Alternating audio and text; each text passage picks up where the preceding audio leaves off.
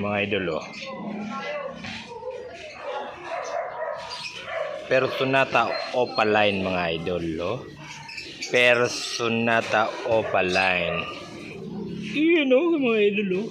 Kaganda naman yan, oh. Oh. Yan mga idol. Itim ang katawan.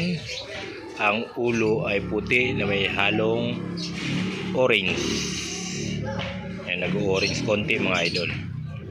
Yan, ang magulang nan ay, ang babae ay opaline at ang lalaki ay blue personata.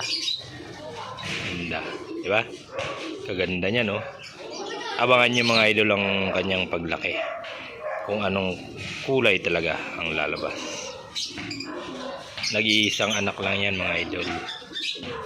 Pang-keep natin yan. Hindi nagpula ang mata. Kung nagpula sana ang mata, mas maganda.